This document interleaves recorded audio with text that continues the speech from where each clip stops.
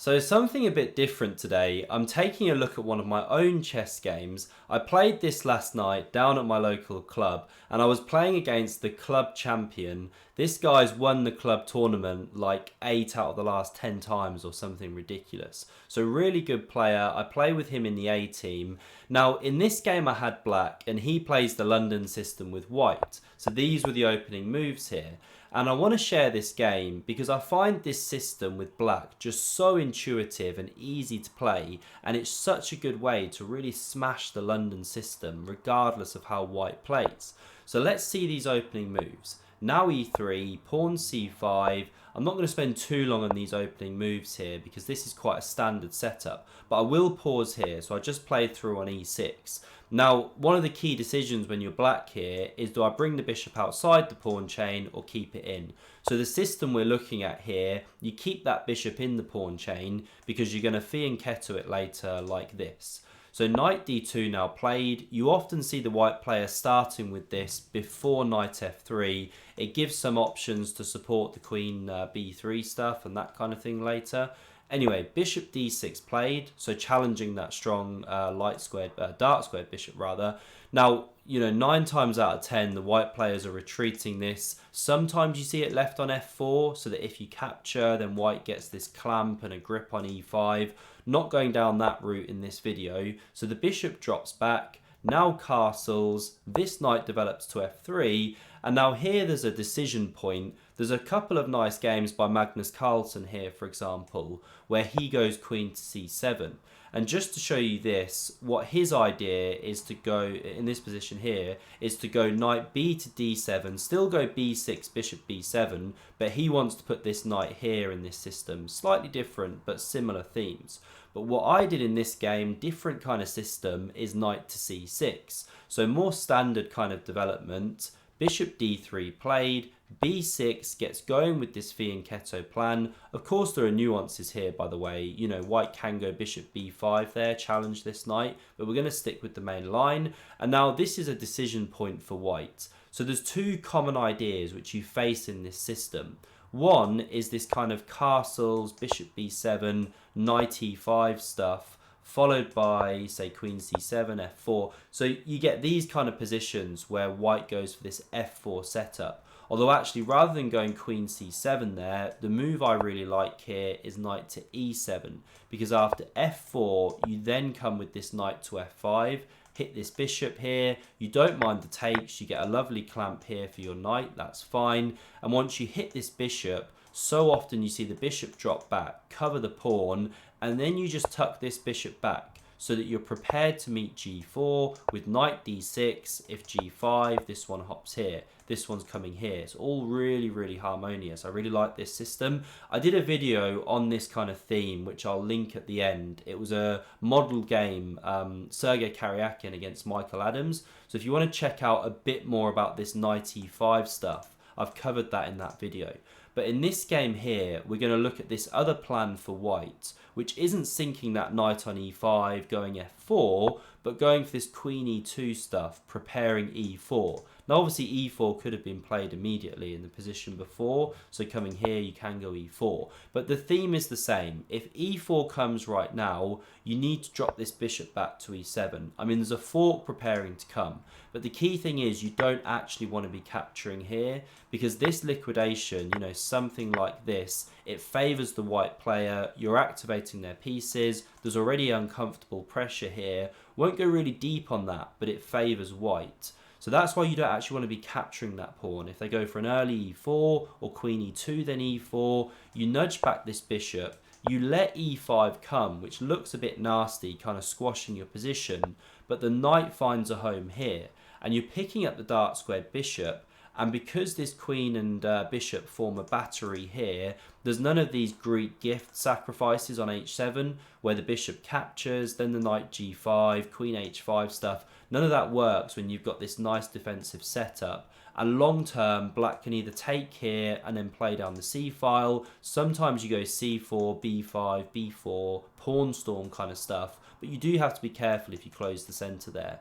Occasionally even f6 could be in the air. But you have to be very careful of that because it can weaken this diagonal and things. Often you'll want to go g6 here to blunt out that bishop and so on. Anyway, these are some of the key ideas. So b6 played, queen e2, this was our game. I go bishop b7 and now rook d1. So this is all mainline stuff, and this is where I actually hit my opponent with some really interesting preparation.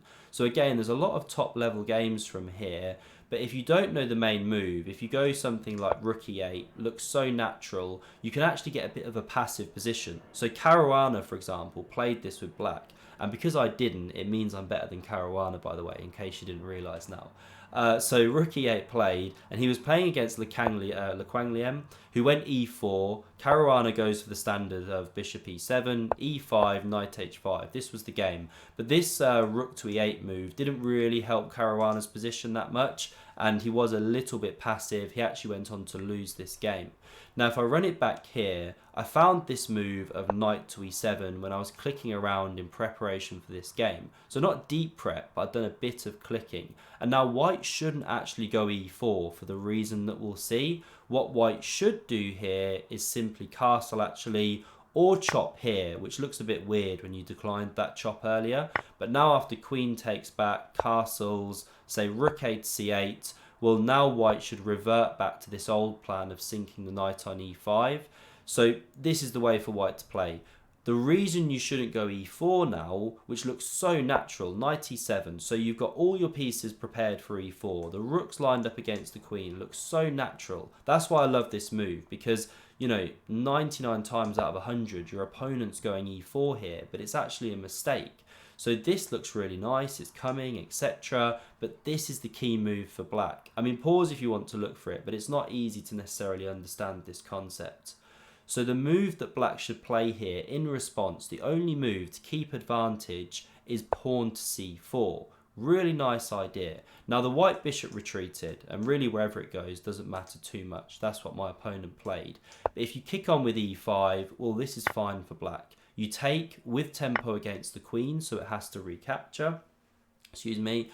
Now you can go knight to f5, and so if white picks up here, well, fine, you can take back with the queen. Your knight holds the bishop. If they take here, well, you're prepared to recapture at the right moment, but you don't even need to take back straight away. a5 is really nice, preparing bishop a6, slicing down that diagonal, making white feel the loss of that bishop. Anyway, so this is why e5 is then no good. So my opponent dropped the bishop back. Now I chopped on e4. Now I mentioned earlier you don't necessarily want to be liquidating on e4, right? Because then white can get a nice position. Well, here things are a little bit different, because after the queen recaptures, because this knight already sits on e7, now it can pounce into d5. This is key. So you blockade this white pawn, really, really nice. And there's a very simple attacking idea now for black of going b5, a5, b4, all that kind of stuff. Very, very harmonious. And it's not so easy for white to drum something up against the black king. So for example, if you start with knight to g5 here, which is an interesting idea I was looking at in the game. So you're threatening mate. Now that knight's on prise, but if the queen takes, the bishop takes here. But this is a good trade for black. Rook f8 is fine, or you can go rook f to c8, but the reason this is a good trade is you've got a better minor piece position. That knight on d5 kind of dominates this bishop. It's a bad bishop, it's sitting on the same colour complex as its own central pawns. Although it is an active bad bishop, it can anchor itself and that kind of thing. But once again, the plan remains the same, and it's not going to be easy for white to kind of parry that in the long term. So that would have been fine. Knight to g5, threatening mates. That wasn't played by my opponent. Instead, they just castle the king. And now in this position here, I played quite an interesting move. Again, I'd seen the idea with the computer, which is why I played it. So I did consider b5, but I didn't love the idea of these bishops getting traded. And sure enough, computer says that's one of the top moves. And now, okay, maybe the knight can sit here or on g5 a lot more easily. It just felt a bit more uncomfortable. Yeah, so knight g5 can come now, forces knight f6 if you don't want to weaken the pawns, and it felt like I was kind of going backwards from this plan here. So this is why I didn't push b5 immediately. I nudged this bishop back to e7. Looks strange to cede this long diagonal to the opposite number, but that bishop is kind of firing into thin air, and now this bishop is going to support this whole b4 idea. It also, of course, covers this knight g5 jump. And once you can't go knight g5 as white and all that kind of thing, it's quite difficult to actually unravel the pieces. So my opponent plays the most natural move in the world, knight to e5, but this is actually a mistake which both of us missed. So this now looks at knight c6, forking queen and bishop, of course. Obviously it's just a nice outpost as well. Also attacks the pawn. So rook c8, right? You cover the knight jump, you cover the pawn, most logical move in the world. But there's actually a tactical shot here which pretty much wins the game on the spot, or should do long term. So if you want to pause and look for this move, please do so. So the move played here, which I missed, but someone walking past my board saw actually and mentioned to me later, is pawn f... Oh, no. is pawn f5, this one. So you hit the queen. Excuse me, can't find my voice.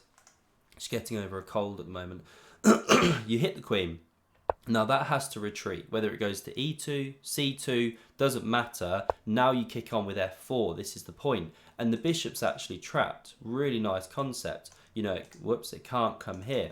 So this is actually just winning. I mean, white can snaffle a pawn, now you're attacking this, but you can just defend that pawn. Knight c7 is also possible. In the end, you're going to win a piece, basically. Should be winning. So really nice tactic, just didn't see it. So I need to work on tactics. It's a big one I need to work on.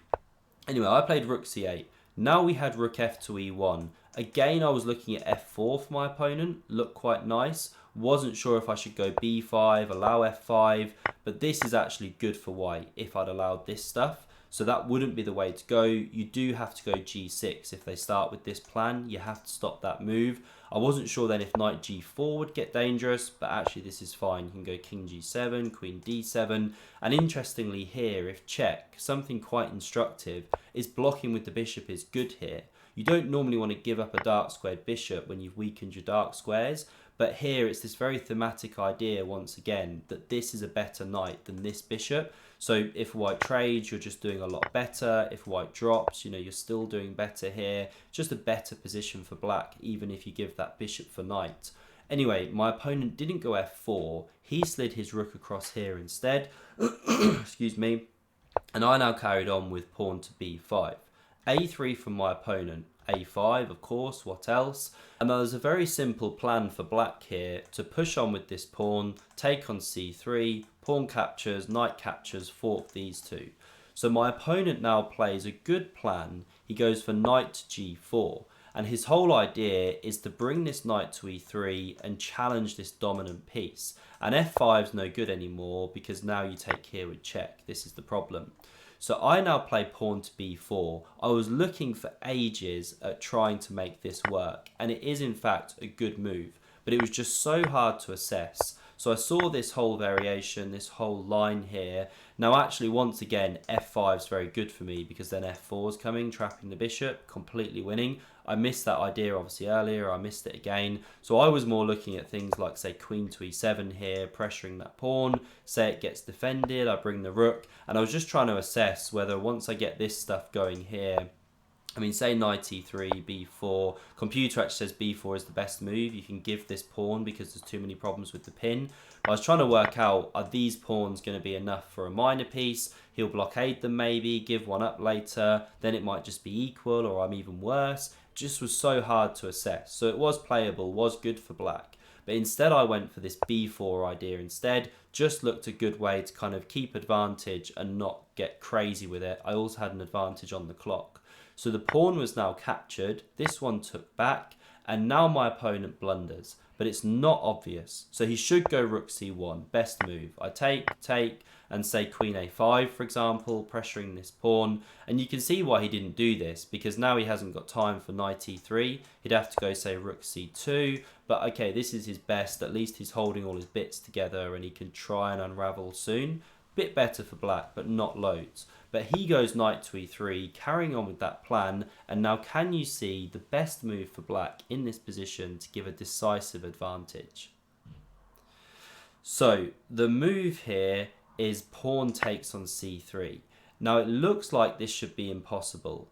You don't have time to take back because then we take and we fork these. So that's completely lost. But the reason this looks impossible is because of the move that my opponent played, knight takes on d5.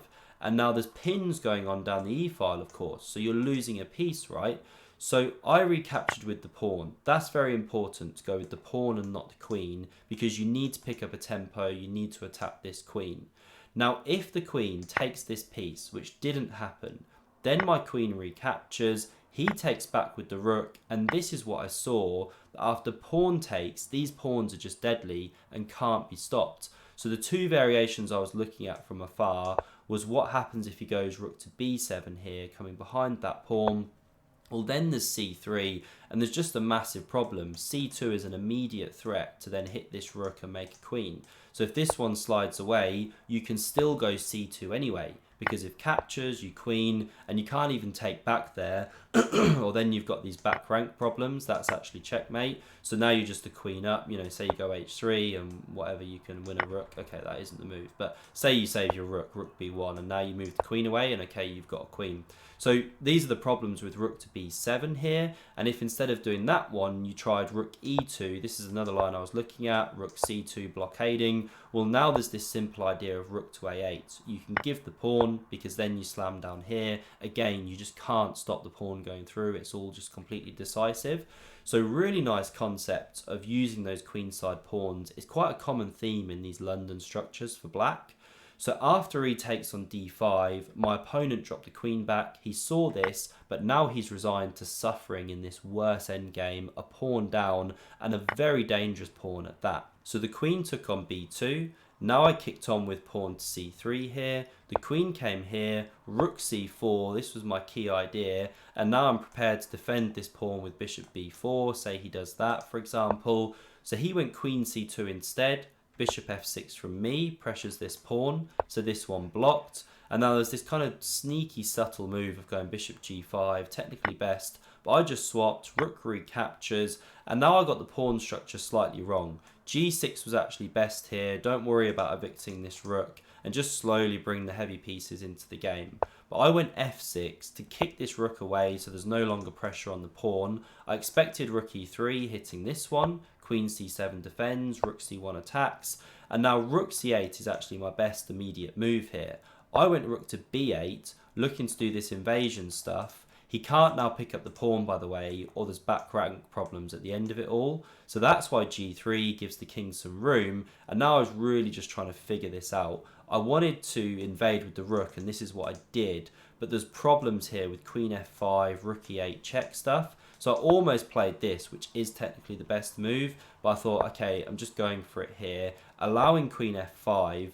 By the way, he doesn't have time to check. If you check king f7 and then pick up this pawn, well, the problem is you're losing the rook. There's too many problems here. There's a tempo on the rook.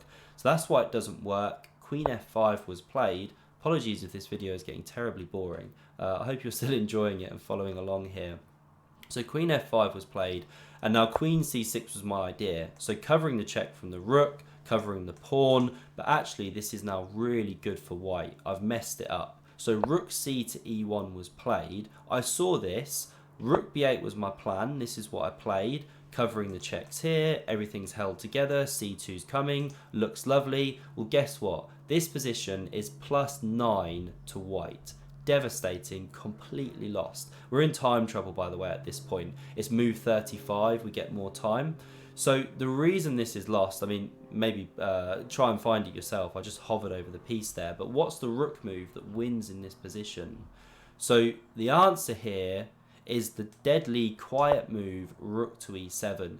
And you're just threatening all these mating threats. So if I go c2, well, now you can even take with check immediately and then bring the second rook down. Or queen h5 is quite easy to understand. You're threatening check and then all of these mates here. And say you block that one, well, now we crash through once again. It's this same kind of theme. Takes, rook comes down, and this is just curtains. You know, the whole thing's crashing, etc. This is a mate. So these were the attacking themes that were just completely crushing, couldn't be parried. And you can't bring the queen back into the game. This is the problem, you can't defend. Anyway, so that would have been winning on the spot. But my opponent, he plays the rook back to c1 with seconds to spare. Now I push pawn to c2, and this is in fact now a winning position for black once again. So it's just swung back and forth. This is amateur chess, of course. So king g2 was now played.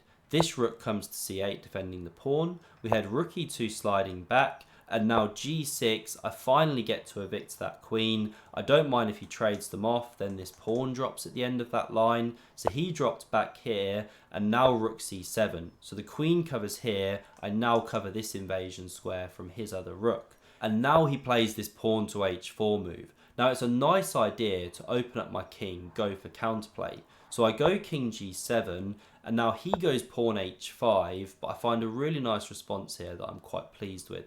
Because if I take this pawn immediately, well, now he can go queen f5. And how am I defending this pawn? I can't go queen e8, obviously. His rook's on it. You know, not easy to defend that one. I'd have to go queen d7. He can take, and anything's going on here. But I went for this rook c3 move first. So it kicks the queen away. This is the key. Has to come back to d2. Now I take the pawn. And this is obviously just a clean pawn now. After queen f4, preparing this same kind of queen f5 stuff, now I've got time to go queen d7. Rook e3 was played, and now I drop these rooks back. I could have changed there, but I didn't like any of this queen d6 invasion stuff. Also covers here in case he tries any rook f3 stuff. We had queen f3 and now king g6, just preparing queen f5 to trade off these queens. So this rook came back, and we basically had these moves. It's kind of unavoidable now that we're liquidating into this endgame. So this is what happened. I march in the king. And this is just a one endgame, clearly, because this rook is tied down. So I'll play these moves through not too slowly here. This is how it went. Now, I did my best to actually make a mess of it here. So this is all fine, but really I should just go rook to c6 here. Hold this pawn, and the black king just can't even invade anywhere. You know, it's got nowhere to go, completely dead. The h pawn will start marching, or I gobble this one, whatever, game over. But I'll push this one, let him eat this pawn. We're really low on time right now. And then I check like this. Again, I didn't need to do this. I could have gone king g2. I looked at this stuff too. And this is just completely lost. White is just so slow by a load of tempos. So this would have completely won. King to g2, run the h pawn. Instead, I went for this one here of checking. So the king came this way. I took, he took. And now we start marching back. And I'm like, crap, I've messed this up to a draw. This is just a draw, right? I'm going to, move my rook. He's here, I come here, let's say, but he can just give it up, and then I can never actually stop this pawn coming down. King c6 is coming, and this one's coming too fast. So I really thought I'd messed it up. But in this position here, thankfully I had this rook to d2 move. The computer also tells me king d3 is winning. But I went rook d2 here. So now if he takes the pawn, which he didn't do, well, I can take with check. This is the key. King c5, and now you have to be a bit precise here. I didn't see all this actually, by the way, but you have to drop the rook back here, preparing king here to attack the rook and queen the pawn. And if white takes, you've got this skewer. This is the key, so that's why it's an impossible way to play. But anyway, my opponent didn't take the pawn. They instead checked. I came here, they came back, I came here, and now there's just nothing to be done. Again, you've got the same problems. If you take here, we take with check and then come back. So instead, my opponent kamikazed the rook. I took, I came back, and here they resigned. They're about to lose this pawn, of course. So that's a nice game I played in the London system last night. I hope it inspires you to try this one. And if you want to see another instructive game in this line, then check out the video on screen. Thanks for watching, and I'll see you soon.